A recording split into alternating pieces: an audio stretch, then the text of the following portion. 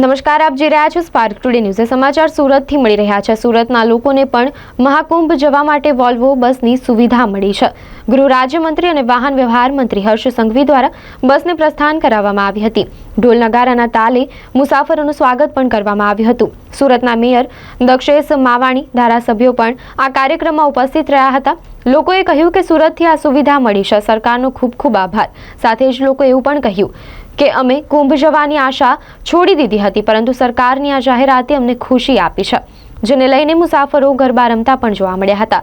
જાહેરાત સાંભળતાની સાથે જ અમે બસ સ્ટેશન પર આવી ગયા અને અમને ટિકિટ મળી ગઈ। હવે અમે મહાકુંભના દર્શન કરી શકીશું અને આગામી દિવસોમાં તમામ શહેરોમાંથી વધુ વોલ્વો બસ શરૂ કરવામાં આવશે, તેમ પણ જણાવ્યું હતું।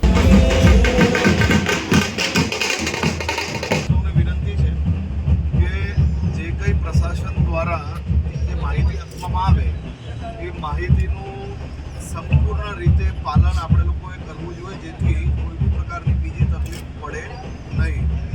રસ્તામાં આવતી જતા 2 દિવસ તમારું રાત્રિ રોકાણ માટે રસ્તામાં વ્યવસ્થાઓ હોટલમાં કરવામાં આવી છે। ત્યાં બી ગુજરાત ટુરિઝમનું જે ડોમ બનાવવામાં આવ્યું છે, એ ડોમ હાલમાં જે પહેલી બસો જતી હતી એના માટેની વ્યવસ્થા કાલે જ આપણે એ ડોમમાં લાભ તમને લોકોને પહેલા દિવસે મળી શકે એવી નથી, પરંતુ કોઈ બી તકલીફ હોય તો તમે લોકો ત્યાં જઈ શકો।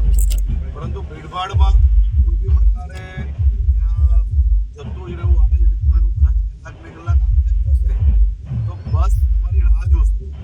પરંતુ તમે ભાગાદોડીમાં તમે કોઈ બી પ્રકારે જતા